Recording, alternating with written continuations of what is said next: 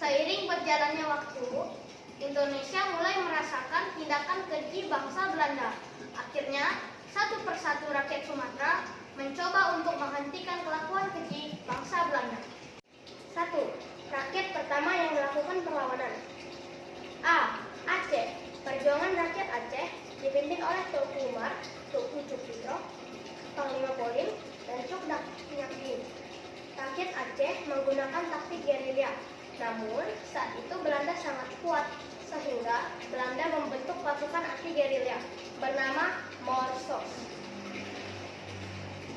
Akhirnya, rakyat Aceh kalah dan tunduk dengan Belanda. B. Sumatera Utara.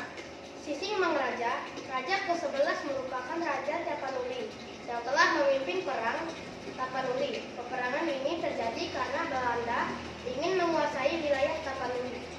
Kapten Hanna Christoffel memimpinkan pasukannya Belanda untuk menyerang wilayah Pakpak, sehingga Sising Mangraja, raja ke-11 Tapanuli, gugur dalam peperangan. Sumatera Barat, kaum Padi dan kaum Adat terlibat konflik. Pada tahun 1812, Belanda malah mencampuri konflik itu dengan mengadu domba. Tapi, cerdasnya dua kaum ini, mereka bersatu untuk melawan Belanda. Dipimpin oleh Tuanku Imam Bonjol, tetapi Belanda malah menangkap dan mengasingkan Tuanku Imam Bonjol sampai wafat di Manado di tahun 1864. 2. Perlawanan Banten. Perlawanan Banten ini dipimpin oleh Sultan Ageng Tirtayasa. Perlawanan ini karena adanya campur tangan VOC dalam Kesultanan Banten. Sultan Agung Tirtayasa menghadapi VOC dengan pedagang asing lain. Seperti pedagang Inggris, Banten berhasil menyerang kepada VOC pada tahun 1658 sampai 1659. Tetapi kekuatan rakyat Aceh Banten melemah sehingga Belanda bangkit dan menahan Sultan Ageng Tirtayasa.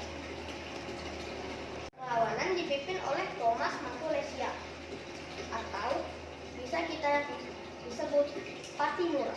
Pada tahun 1817, Patimura beberapa kali mengalahkan pasukan benteng Dorset.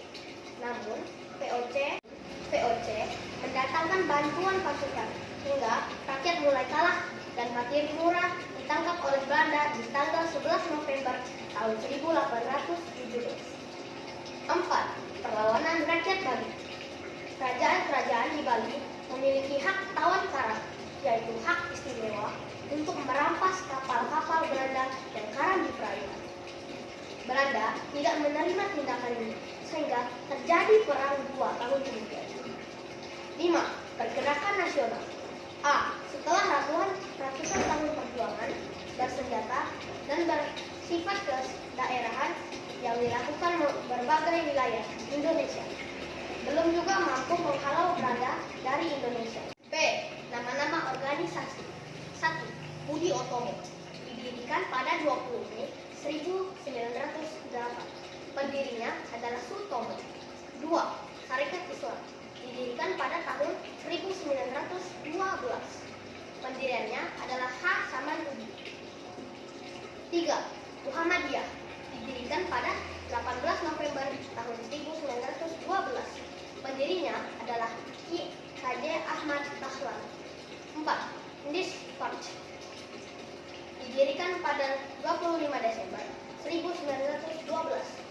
Pendirinya adalah 3 serangkai, yaitu Dowas Dekar, Ki Hajar Dewantara, dan Dr. Cipto Mangunkusumo. 5. Perhimpauan Indonesia, didirikan pada tahun 1922. Pendiriannya adalah Muhammad Hatta. 6. Kedatangan bangsa Jepang ke Indonesia. Pada tahun 1936 sampai 1945, negara-negara Eropa terlibat dalam peperangan kedua. Perang ini dilatar belakangi oleh keinginan Jepang untuk menjadi negara imperialis dengan mengeksploitasi kawasan Asia Timur. Demikian pembahasan kami hari ini. Kami ucapkan terima kasih.